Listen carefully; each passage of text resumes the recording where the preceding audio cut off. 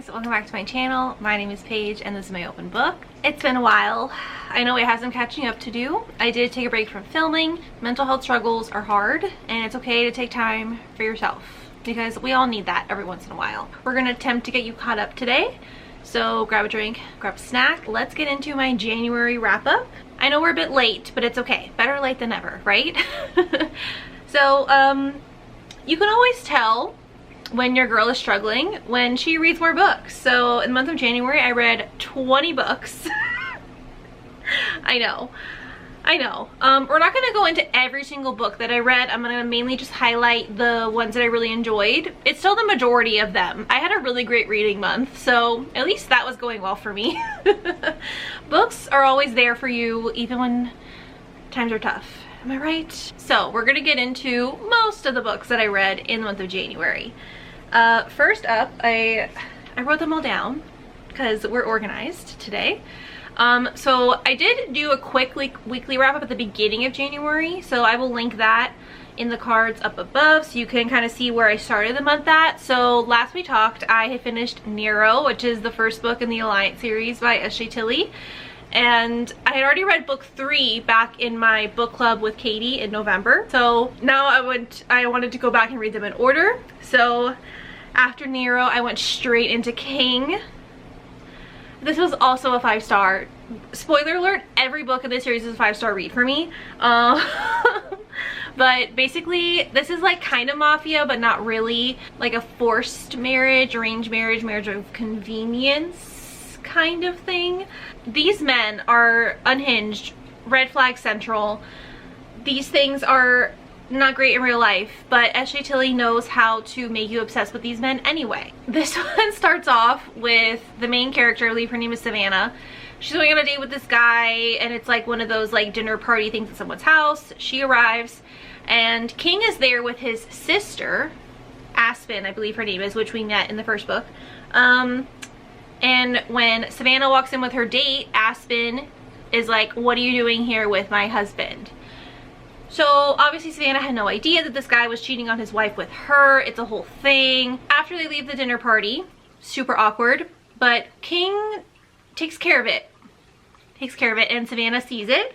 So to solve that problem, King decides to take matters into his own hands. I'll just let you read the book from there. So good. You guys thought Dom was crazy and that Dom did some questionable things? Listen, King takes it a step further, okay? Like, I don't want to spoil anything because I just really want you to go into this book blind. Please, like, if you haven't read this series yet, like, I won't be offended if you stop the video right now to go pick it up and read it because they're just so good. Then I went into Hans, which is the last and final book in the series. I wish it was longer, but alas, there's only 4 books. Hans, this one is like a stalker romance. So the female main character lives across the street from him, a boy obsessed, and he has been like low-key stalking her, high-key, low-key, depending on how you look at it. Then some like crazy shit happens and it just goes from there. Again, I don't want to spoil anything. I feel like if you go into these books blind, it's the best. Hans ended up being like, I would say, I feel like you can't call any of these men cinnamon rolls or golden retrievers, but I would say he definitely is the most cinnamon roll-y out of all of them. So I'm sure you're probably wondering which book is my favorite, and I really wish I could tell you. I feel like Hans is my favorite male main character because I love his backstory and I love the way he treats the female main character the most. I would say, like in terms of the romance aspect. I do know that Nero is my least favorite. I still really loved his book. It was still a 5-star read, but if I have to rank them, I'm sorry Nero, you just gotta go to the bottom. That's just the way it is. But I feel like my favorite book overall, it's like a tie between Dom and King depending on the day. I feel like Dom will always have a special place because that was the first book I read, but King like really surprised me. I didn't think I was gonna like his book as much as I did. So, I don't know. I think as of right now, I'm leaning towards Dom being my favorite, but I feel like I will change my mind every 30 minutes for the foreseeable future. So, after that, I finished an audiobook reread. This is Show Me the Way by A.L. Jackson. This is a small town romance. The female main character is coming back to the small town that she's from, and the male main character is a single dad, and she moves in across the street from him, and it's definitely, you know, the signature A.L. Jackson formula where like he feels like he's not good enough for her, or, you know, like he can't allow himself the pleasure of having a girl as great as her. And then she obviously has some dark stuff in her past as to why she left the small town years ago, but now she's back because her grandmother passed away and left her bakery or like restaurant. Is it a diner or a bakery? I can't remember. But anyway, this is a book that I've read before. It was a 5-star read then. It's a 5-star read now. A.L. Jackson's my favorite author of all time. And it's been really great for me to... I've been getting really into audiobooks lately. So it's been really great for me to especially use audiobooks to reread some of my favorite books. It's just like nostalgic and like comforting for me. So yeah, I thoroughly enjoyed this. If you haven't read anything by A.L. Jackson, I think this is a good one to start with because this is the start of a series. So it can kind of like get you into the world, and it does kind of link up with a couple of the other series too, if you're interested. Okay, then I went into Salt in the Wound by Sierra Simone. So this is a novella prequel to her Lioness trilogy. If you read books by Sierra Simone before, then you'll understand what I mean. But her writing is so beautifully eloquent, and it like really makes you think about morality and like good versus bad, ethical versus unethical. And she also delves into some heavier topics or like controversial topics. So things like religion or politics or like BDSM, you know, like those kinds of things that are like most people would think are taboo. But I just love the way she presents it in the way that makes it more accessible to people who maybe feel like they don't have people in their lives who can talk about those things. I just really love what she does in her books. And I feel like that's across the board for all of her books. Like she has one series that involves like the president of the United States. So that's kind of like where the political stuff comes into. And then she has like another series that's about like a priest, you know, so I feel like she definitely touches on those more taboo topics in a way that's so interesting and thought-provoking. So this series did not disappoint. This is, I already know. I also read Salt Kiss this month, so I'll talk about that as well. But I already know this is going to be like a favorite series for me. Like I think I am liking this more than I liked her Priest series and her American Prince series, American Queen, that whole series.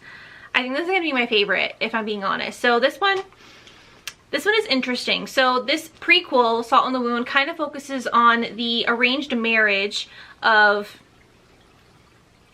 what are their names? I do this to myself every time. Mark and Isolde. I don't know how to say that name. But basically, it goes into the arranged marriage of them. So Isolde is from like a wealthy finance kind of family, but her uncle on her mother's side is actually more so in like the clergy or like religious side of things. So she actually wants to be a nun, and her father despises that idea. Her mother has passed, so it's just her and her father now, and the father wants someone to carry on his, you know, his company, his riches, his industry, whatever, like the whole family name, right? So he arranges this marriage so that she can be with Mark. Now, Mark is like a mogul of his own, but you end up finding out that he also owns like a BDSM club kind of thing. So this very much goes into all of those aspects. I think that it is so imperative to read this book before you read Salt Kiss, 100%. You definitely have to read these books in order because this really gives you like the whole backstory of Mark and Isolde, kind of like learning about each other and learning about how their lives are going to be, and kind of like coming to terms with the fact that they're going to be married and forced into this arrangement together, and the kind of feelings that go along with that. So good. Gave it 5 stars. Then Salt Kiss, I also gave 5 stars. So this is where the interesting twist comes in. They find out about their arranged marriage like years in advance. So years pass, and when it finally comes time for them to get married, Mark sends his bodyguard to go pick up Isolde, and they're going to take a ship across the pond to bring her to where Mark is so they can get married and start their life together. Well, this goes into the backstory of Tristan, the bodyguard, and Mark, and kind of like the relationship dynamic that they have going on during kind of the same timeline. This is marketed as a male female romance, so I don't think this is a spoiler, but basically this is a poly romance. This is going to be where you know, Mark and Tristan have a connection, Mark and Isolde have a connection, and then Isolde and Tristan end up having a connection in this book as well. And I assume the next book is going to be more so about the three of them together, because up until this point, even when you get to the end of Salt Kiss, the three of them are not together yet. I would say the first book more so focuses on Mark and Isolde, and then this second book focuses more on Mark and Tristan, I would say, with like a little bit of a hint at the end of Tristan and Isolde together. So very interesting dynamic. If you love poly romances, or if you want like a new one to get into, I highly recommend this, because I think that Sierra Simone was smart in spreading the story across multiple books, because then she can really dive deep into those individual connections. So I'm really excited for the next book to come out. Part of me kind of wishes I would have waited, because I hate waiting with cliffhangers, but it's okay. It'll be worth the wait. I already know. Also on audio, I listened to Before the Sunset and After the Storm by Laura Pavlov. I ended up loving these audiobooks so much. Again, I've been really into audiobooks lately, which is like not usual for me. I usually hate audiobooks, but the narrators in these two books did such a good job. This series has been hit or miss for me, so I was a little nervous. This is part of her Cottonwood Cove? Yeah, Cottonwood Cove series. First book I loved, second book I DNF'd, the third book didn't interest me, so honestly I just skipped it. So book 4 is Before the Sunset. So this one is a friends to lovers, and it ends up being like a fake dating, I believe. Yeah, friends to lovers, fake dating, and this was really good. This was really good. I believe I gave it, yeah, I gave it 5 stars. This is my favorite of the series, hands down. The audiobook especially really like took it up a notch in my opinion. Way more enjoyable than reading it. So maybe I would have liked the rest of the series more if I would have listened to it on audio, but it's okay. It is what it is. But yeah, you guys know friends to lovers is one of my favorite tropes. These two have been friends since they were children, and she is actually engaged to somebody else, but they have this like kind of falling out. So she decides to fake date her friend, and real feelings start to develop, and it's just so great. Like, it's definitely like he falls first, and it was just really well done. The humor is great. Like, I love like the family dynamic. The last book in the series I also listened to right after, called After the Storm. This one I really loved, and I feel like it had potential to be my favorite, but it ended up falling a little bit short. So I gave this one 4 stars. This was a second chance romance, which you guys know is normally my top tier trope, okay? And he's a single father. Small town. Like, I thought I was gonna love it. I thought it was gonna be an easy 5 star, especially with how much I enjoyed the book before it. I would say the only thing that let me down, that made me not want to give it a 5 star, is I feel like part of why I love second chance books so much is I love having the dual timeline and seeing how they were in the past versus how they were now. Like, seeing it from my own eyes. I think that Laura Pavlov had a missed opportunity with that, because in this book she more so just like told us. It was like someone just telling somebody else what happened in the past instead of us seeing it for ourselves. Does that make sense? Like, I wish you would have done the whole like show not tell mentality of writing, but it more so just feel like they just talked about the past, but we never actually went back to the past to like see how it really happened. So I think that's what made it miss the mark a little bit for me. It was still really good. I still like really believed that they were soulmates, and I was rooting for them the entire time. You know, the single dad element too was cute with his daughter. And yeah, I really loved the characters, and I still thought it was a good story, but I think it was just like, it could have been better. It could have been better.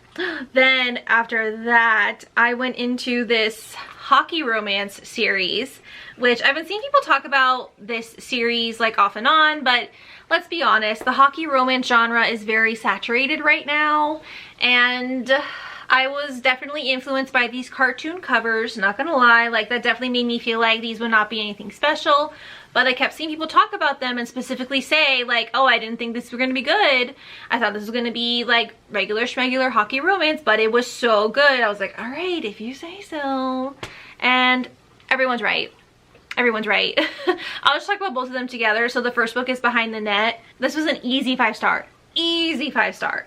So he is a hockey player, obviously, and she's looking for a job that will kind of like get her foot in the door in the industry, because her parents are kind of like harping on her to get like a real girl job, even though she really is talented musically, but she knows like realistically like it's harder to become a musician, right? So she is kind of like pressured by her parents to go into like a stable career. So she gets a degree in marketing. So she's like, okay, I guess I should try and do something about it. Well, her best friend, or no, her sister works for this hockey team. So she decides, okay, it's gonna be a good way for me to get my foot in the door. So she actually gets hired as like an assistant for this player because he is new to the team. And because he like just moved here, they hire him an assistant to get him like set up in his new apartment, whatever, things like that. This is definitely Grumpy Sunshine, and you actually find out they have history together. You find out that they went to the same high school. And at first they don't like admit it that they remember each other, so obviously they're both thinking like, oh my god, they don't remember me, but they kind of like secretly had a thing, or like they secretly had feelings for each other back in high school. So I really like that aspect of it, because you guys know I love when characters have history together, so that really like scratched an itch that I wasn't expecting to get in this book. I thoroughly enjoyed this. Like, I can't even tell you something specific that sets it apart. Like, I think just her writing was so stellar. So stellar. Like, she has you like kicking your feet and giggling, and then also like screaming and like crying, and like, you know, there's like good spicy scenes too. Like, it's just, everything is just done so well. It's not like she does anything like crazy unique, I would say, but she just does like the really heavy hitting parts really well. To where like you can't deny that it's so good. It's so good. So then you go into the second book, which is called The Fake Out, which is actually like the enemy of the male main character in the first book, and then the sister of the female main character in the first book. So this is kind of like a hate to love, and it ends up being like a fake dating, which those are not usually my favorite tropes, but let me tell you, I ate this shit up. Like, this was so good. I fell in love with these characters, like just their hearts and like their intentions were so great with like who they are on the inside. And just them like finding that out about each other was just such an interesting dynamic, and I really liked it. The reason why they have to fake date is because they're trying to throw off her ex who comes to the team, kind of like as a way to like protect her from him. Totally blew my socks off. I was not expecting it to be this good, but it just was so good. And he kind of ends up being like a cinnamon roll hero, which you don't expect that, because he's definitely like the cocky hockey player who's like has to be the best. He's usually like the ball hog on the team, like he's got to be the one to make all the goals. But he ends up being so sweet with her, and he just wants to give her everything and anything, and I loved it. I absolutely adored it.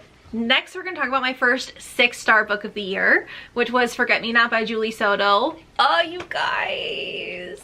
This is one where I knew I was going to be obsessed. I knew.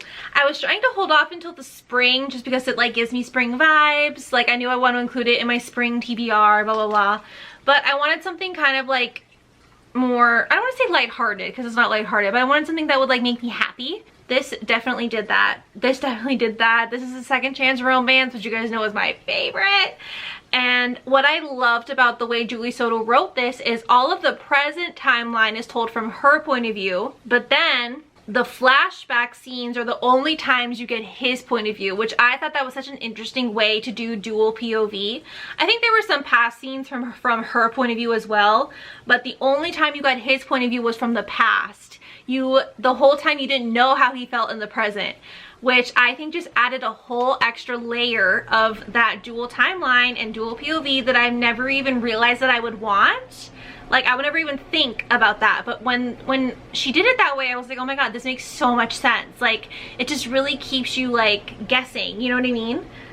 It was so good. Basically, the female main character is a wedding planner, and the male main character is like, he owns like a flower shop, and he does like these crazy floral arrangements. You find out he has like a background in wanting to be an architect, I want to say, or something like that, so it makes sense. Like, he doesn't just do flowers, he does like these crazy displays and like dioramas, like all these things. Anyway, they have to work on a wedding together after, you know, they had some kind of crazy breakup falling out years ago that they like refuse to talk about. They have not talked to each other, they haven't seen each other in years because of just how heartbreaking the breakup was.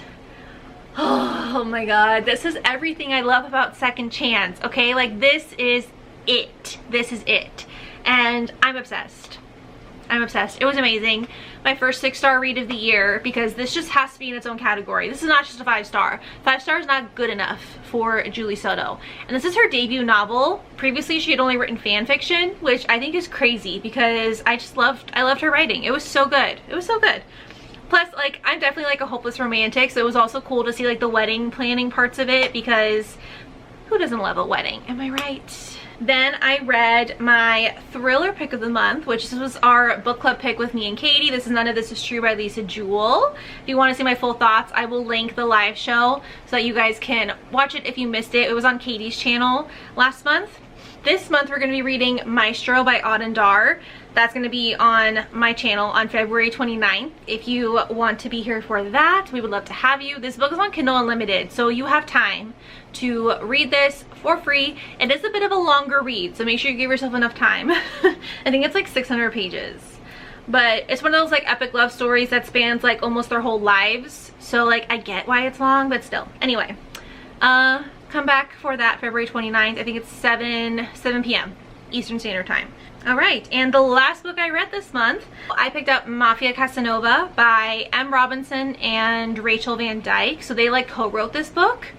Oh my god, this this blew me away. A love triangle with the mafia side of it, which I found very interesting. And this is a doozy. Like, it's so emotional and definitely has some dark elements to it, and like definitely heavy, but I really enjoyed it, and this ended up being a 5-star read, almost a 6-star. Like, I think like now that some time has passed, I'm glad I didn't make it a 6-star, because I don't think it's like that impactful. But when I first finished it, I was like, oh my god, that was amazing, incredible. I loved the way these two like mix their writing styles. I thought the writing was so beautiful. Like, I highlighted so many lines in this ebook, and normally when you're reading like a dark mafia, like it's not exactly the most like, you know, poetic prose in there, right? Like, that's not usually why we read the mafia romances. Usually it's for the messy plot. But this surprised me. Like, it was very beautiful and poetic, the way that they like spoke about each other and their love for each other, and also like the anguish that they had to go through when they were apart. It was just really good, and I love the love triangle dynamic. I know not everyone loves it. There is like some cheating in here, which I know is a bit controversial, but it makes sense when you read it. Just trust me, okay? Just trust me. You're gonna love this, especially if you love mafia. I certainly did. Alright, so that's gonna be it for the majority of the books I read in the month of January. I took out a few just so we wouldn't be here all day, okay? But be sure to give this video a like, leave a comment down below telling me your favorite book that you read in the month of January, and hit that subscribe button so you don't miss my future videos, and I'll see you next time. Bye.